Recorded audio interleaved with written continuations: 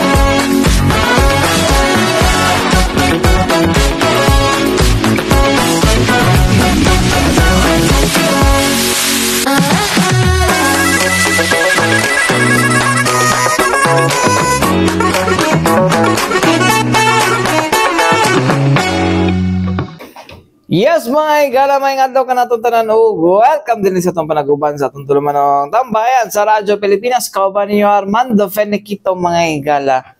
Yes, mga igala na, kamusta mong tanan karong mga takna, no? Although, pipila ka lugar sa tuwa rin mga igala sa Mindanao, mga igala, no? Ginaulan, mga igala, tungod kani Bagyong Tino, mga igala, no? Pero ang asa na si Tino kay karon? Alam sa may no, ginabaybay na niya ang Visayas, mga igala. So kaganiya kagabi alas 12 tong gabi mga igala, naglandfall siya dito sa may Eastern Samar.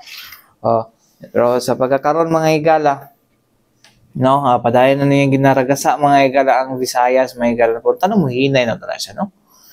Ay nako. Grabe. Parang tuloy-tuloy ito celebration, no? Nga ma-feel na ginato kay syempre pila kakuan na lang mga igala, adlaw na lang Pasko na, di ba? So well, ato lang ginang atong kanon ato ang kanunong nga unta okay ang tanan, no? Kailangan kayo mga igala no nga mag-celebrate kag Pasko mga igala. Although dili man sa tuwa na hitabo, no? Pero kabalo daw sa experience, no? Kabalo sa experience pa sa mabagyuhan, malinugan, no? Or tama na sa siguro, Lord, mangita sa management sa taas nga kailangan kanon sa natanong kung mag-ceasefire lang sa ceasefire lang sa kadali management sa taas, no? Kay grabe na gid kini karon tuiga gid ba, no? Bugat na grabe ka bugat ang 2025 mga igala, no? As we go on mga igala, no? Mapaman-made man or natural disaster mga igala, no? Grabe gid ka disaster gid to na experience gid karon panahon, no? So tabakan na lang siguro na to ni ampo, no, sa management sa taas mga igala, no? Okay, well dagan-dagan na pod ba yung nag-early out ba sa itong mga kaila pod, no? Daghan medyo bugat yun ang 2025 jud, no?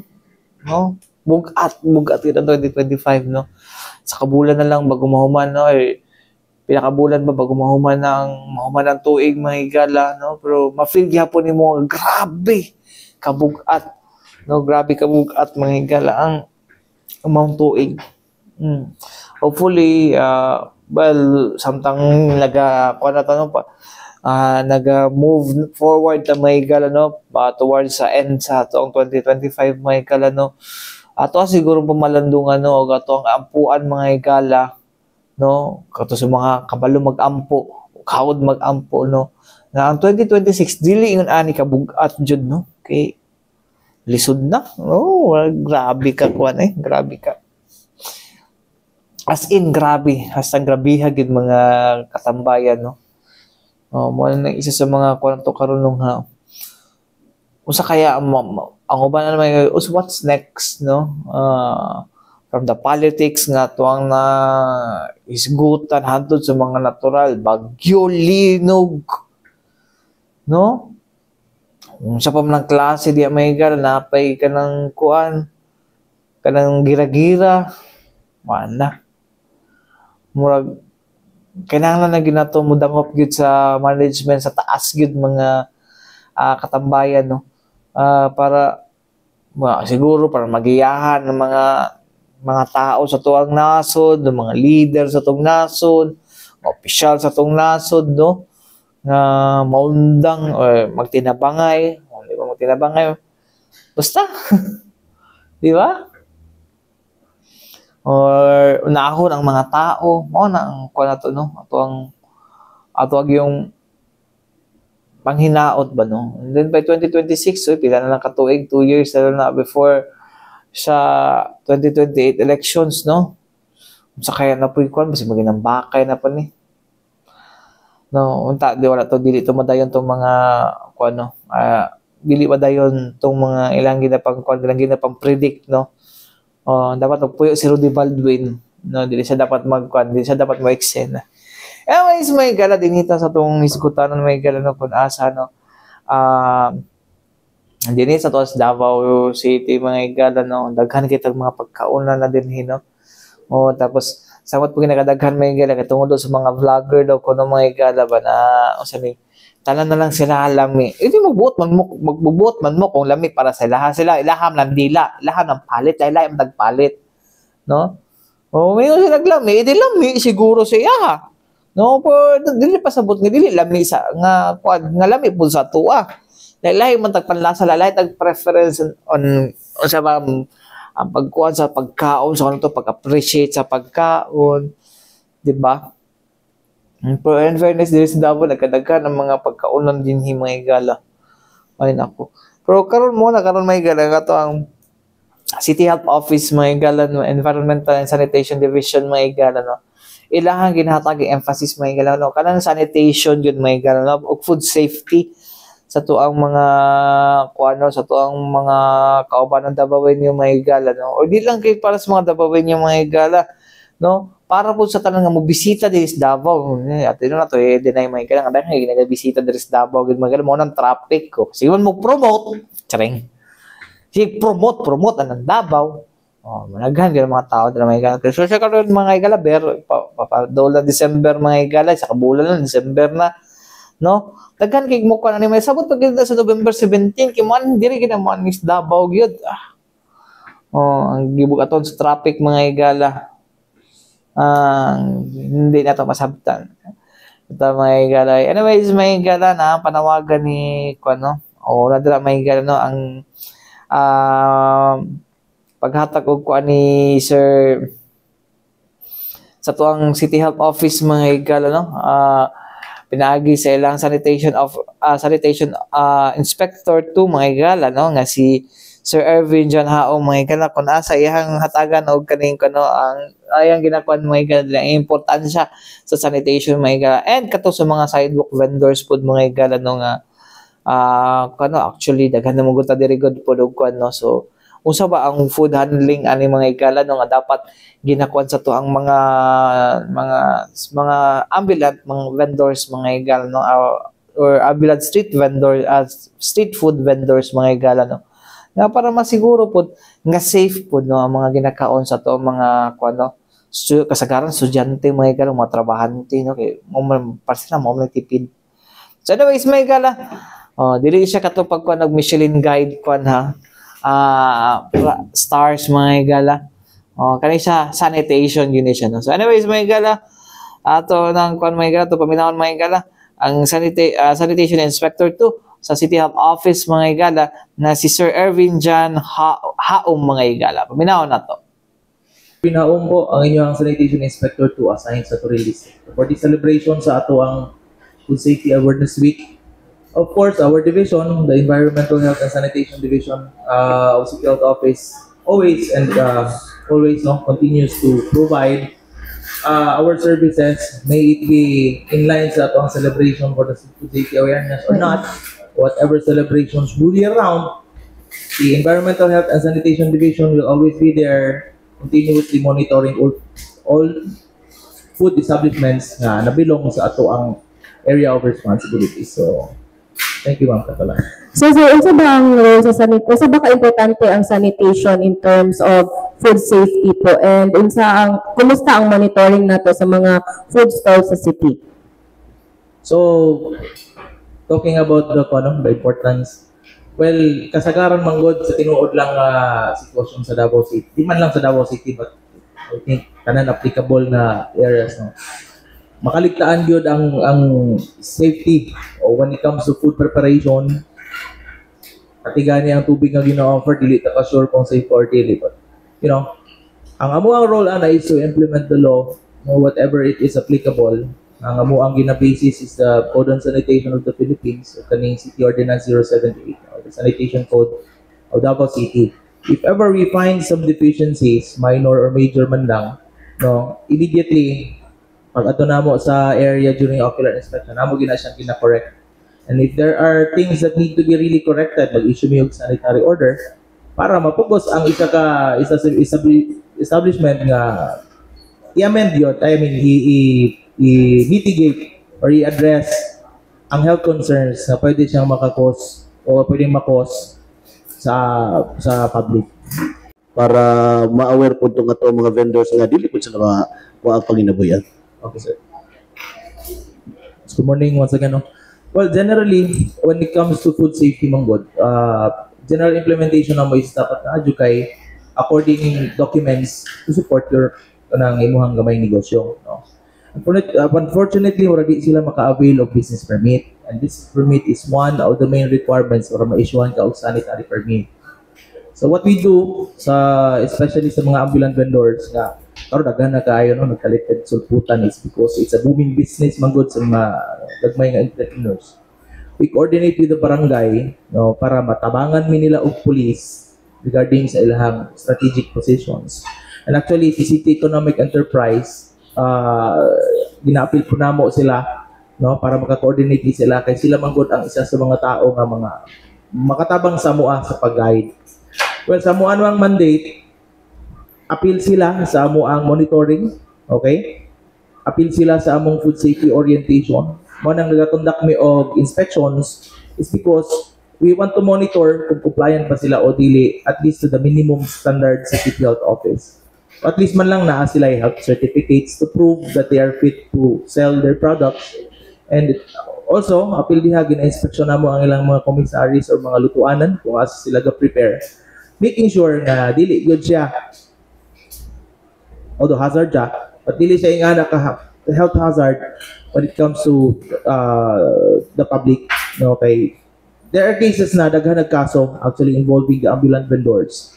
It is because, if I may mention, ang among division is small division. Okay, unit lang siya actually, and we are only comprised of 28 sanitation inspectors, catering 182 barangays. Okay. So dili yun na siya, with all honesty, dili na siya ma-monitor tanan. That's why we coordinate with other agencies para matabangan may at least to control them.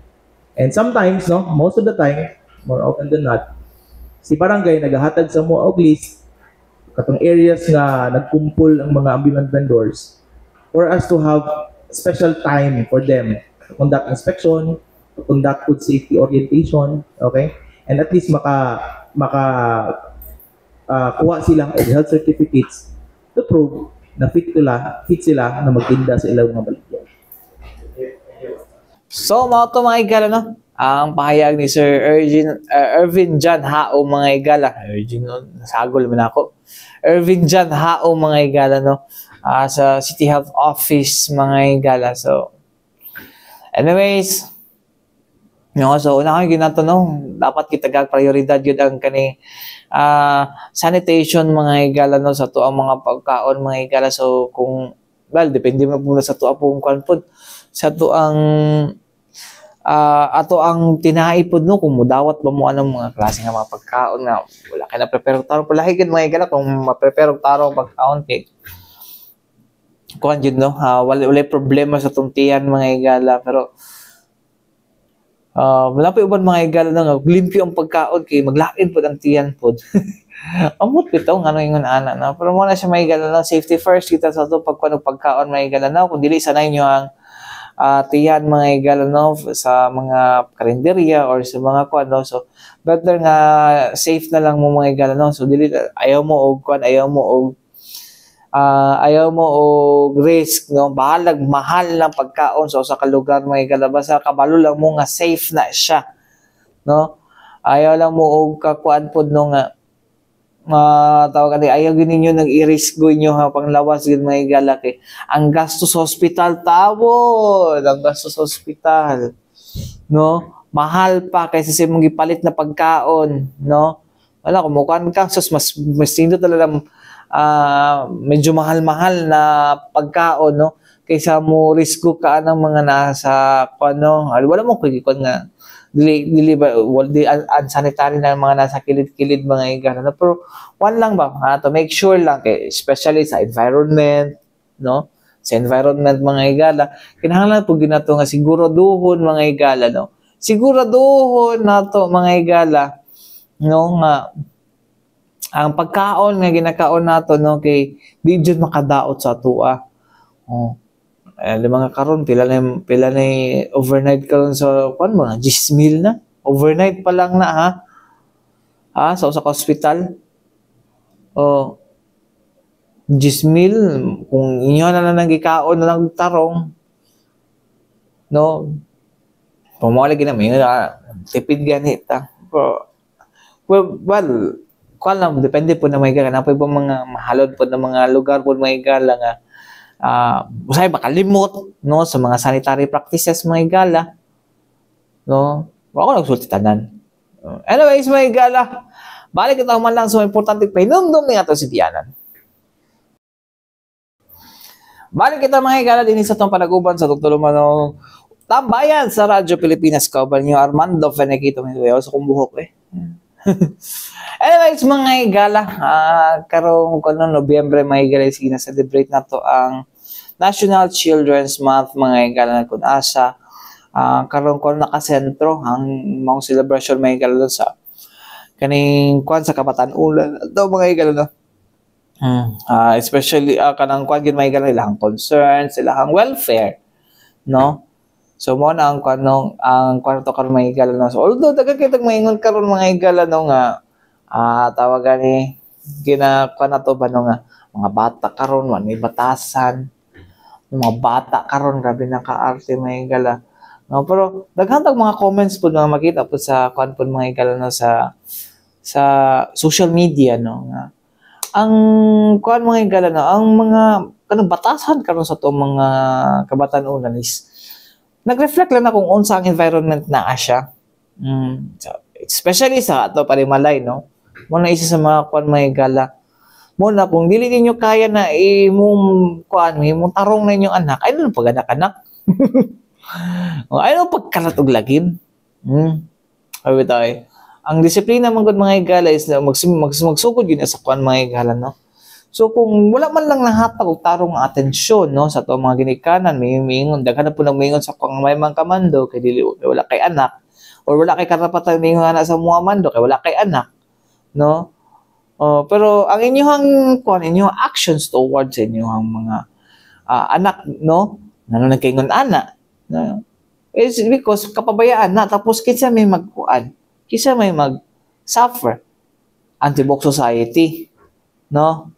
So ang kwan nato ni mga galis dapat kung mag-anak mo dili lang kihatagan na nimo og kanang pagkaon, no? Tagag edukasyon, hatagag mga niindot na sanina, hatagag balay, no? Kundi lahat tanang atensyon mga higala, no? Na para maunsa siya no nga ma-mold siya into a better citizen mga katambayan, no? So, wala ang kwan nato mga higala dapat ato ginang kwan mga higala ato ibutang sa tungod ako na gid mga higala, no? Pag natay anak, dako gid kay na responsibilidad yun. Dakong responsibilidad na. Pero naman tayo ginaingon may gala nga, it takes a village to raise a child. Kay ang kwan po niya na may gala, yung motto, yung kwan, no? Ang kwan na mga igala, no? Ang iyang batasan toward sa mga tao, pakitungo niya, no, di lang po nakikikan sa kanpod, makuha po na niya sa mga silingan, no, sa environment ba, kumbaga. Wala may gala matingala ka kung napo ibang mga ginikanan po, no, sa mga panahon, no, nga dili pa uban-ubanon sa laing bata, kay may influensyahan daw niya, wa sa kabalo, ilahadeng anak di, ang anak sa devil di ay, o mo day bad influence kayo, niya, pasangin lang, well, hindi mo kung pasangin lang yun sa unang panahon, may gala nga, ako gid daw ang BI mga gala, no, hindi mo ko, kabalo ko bad ko, pero ako nag-influence akong pagiging bad. Ana lang na, no?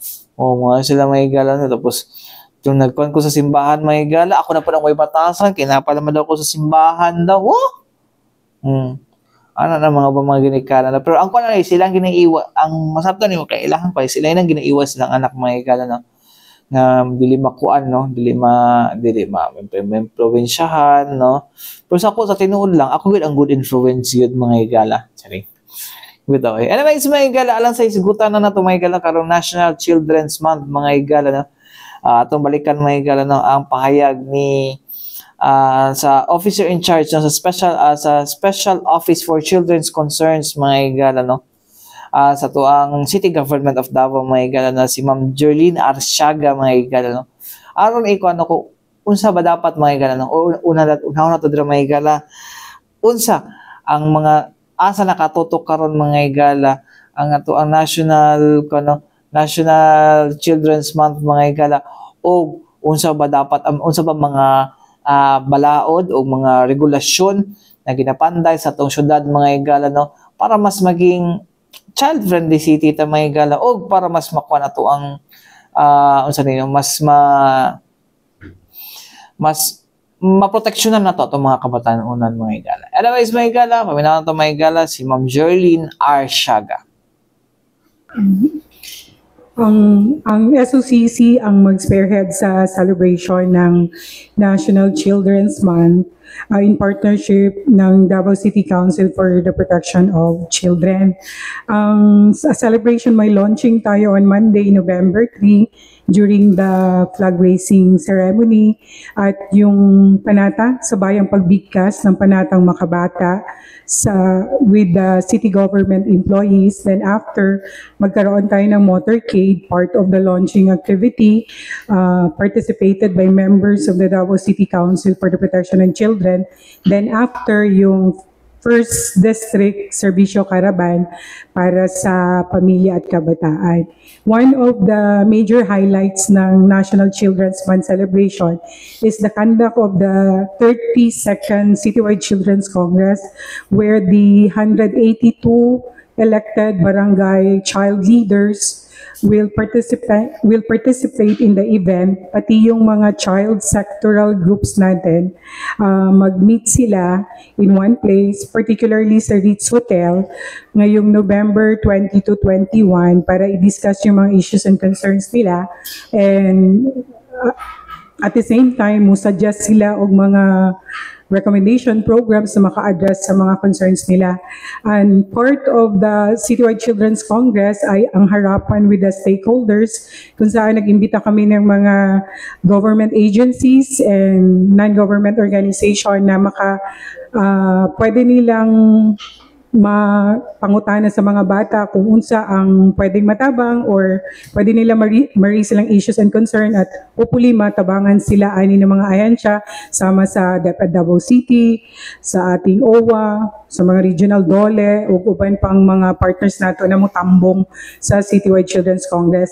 Ug ang isa pod yung highlight talaga ng program is the state of the children's address ni Mayor Baste. Hopefully siya ang maka-attend to present to the children of Davao City ano na yung mga programa, ano na yung mga activities, ano na yung mga plano, future plans for the children of Davao City. Activities na nakandak from January to October 2025. So part yan siya sa Local State of Children's Address na i-present ni Mayor Baste on the Citywide Children's Congress kung sino man ang mag-represent sa kanya po during the Citywide.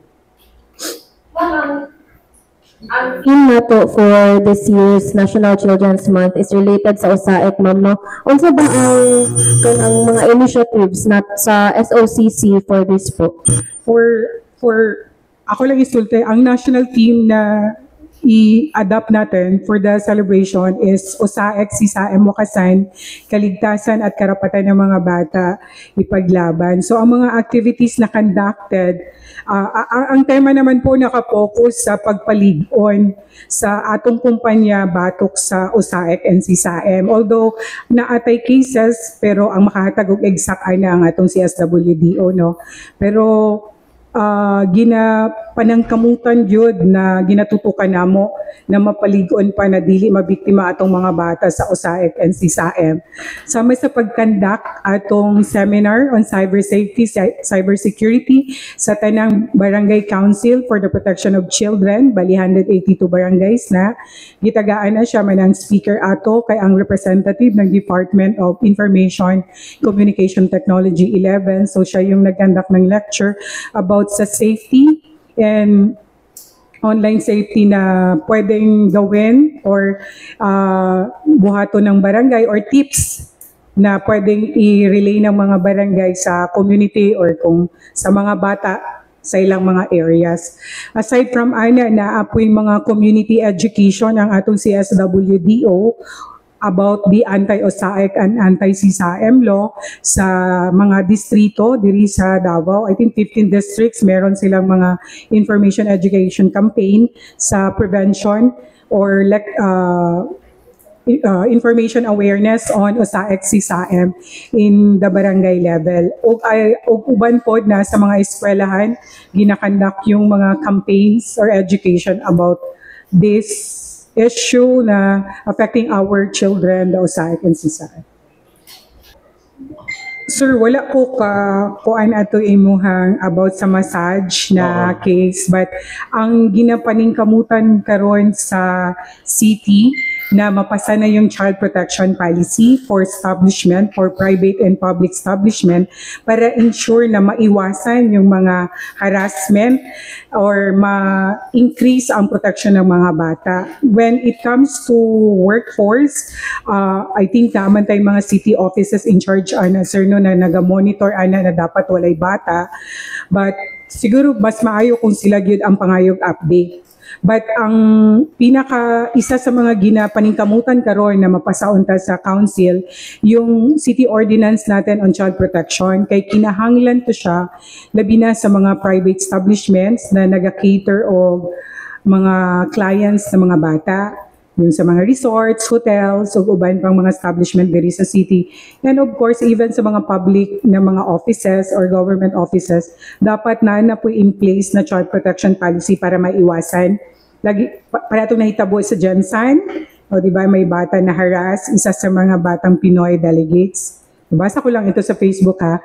Pero kung sana merong child protection policy in place, dili po siguro ito buhaton sa iyang coach, kung coach ba yun? I don't know kung sino yung nag-abuse sa bata. But kung meron sana, maiwasan yung mga ganun na pangbabastos or mga abuses na possible mangyari sa mga bata. Last question coming from my end. Regarding child trafficking,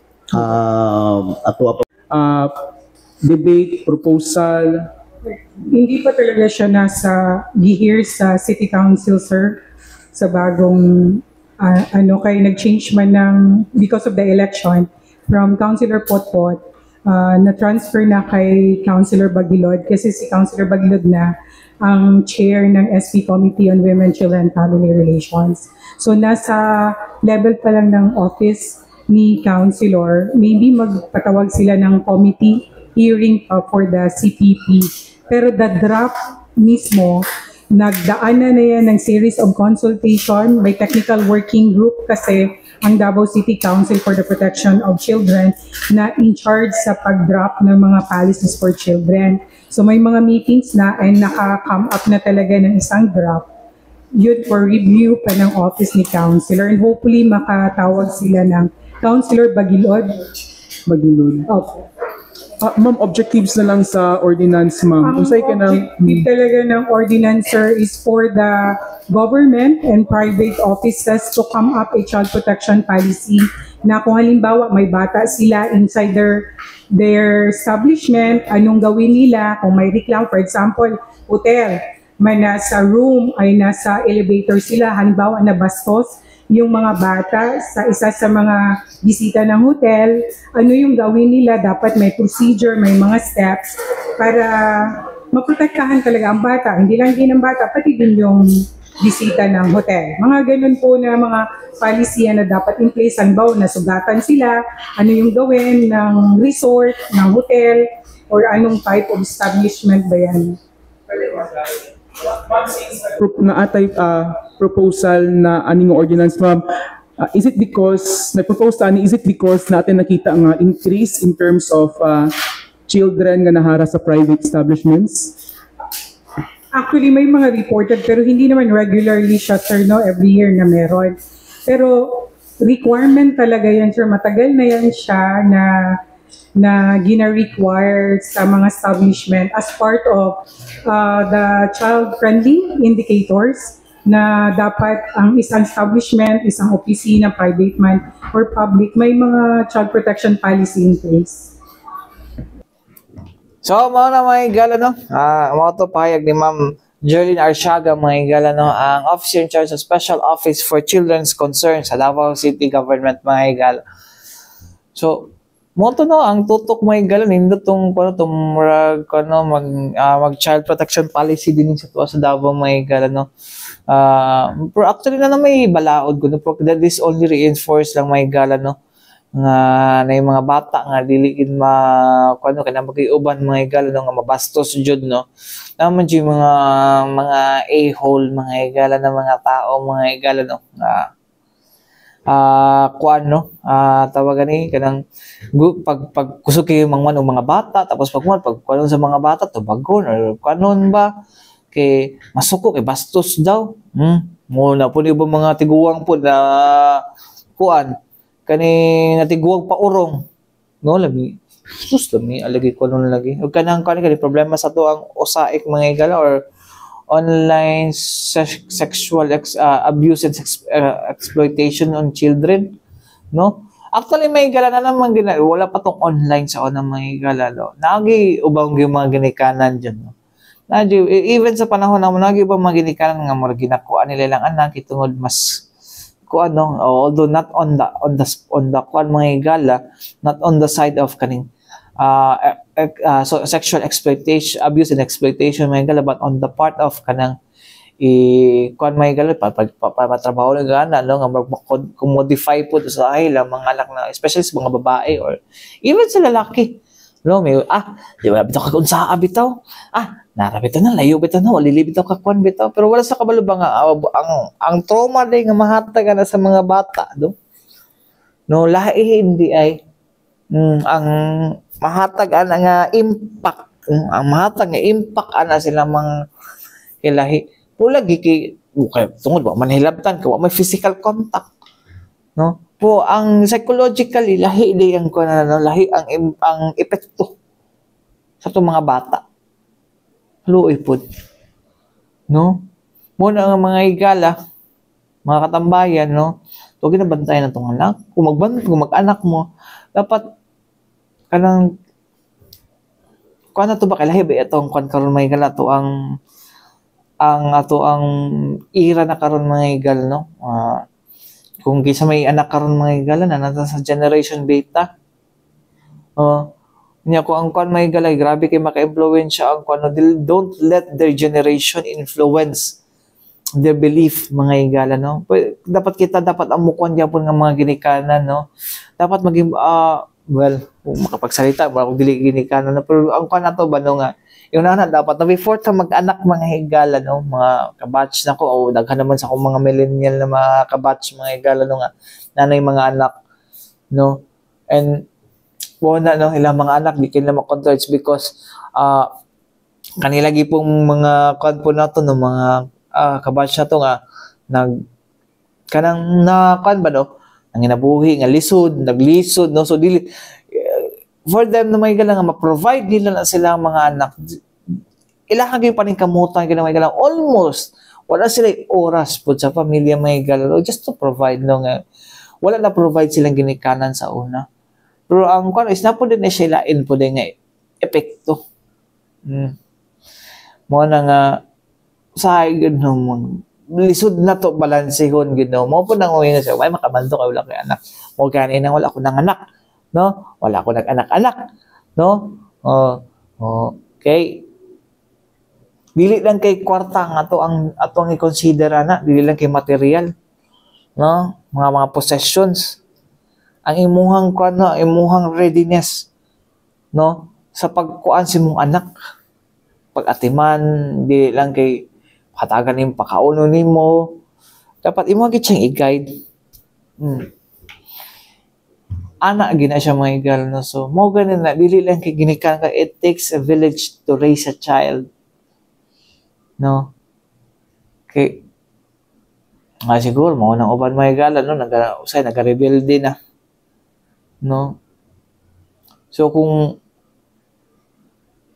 ready na ka no sa challenge no actually ang pagiging ginikanan very challenging gina siya mga higala no